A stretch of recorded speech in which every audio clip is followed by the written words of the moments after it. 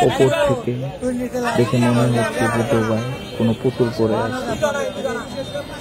সেটি আসলে পুতুল নয়।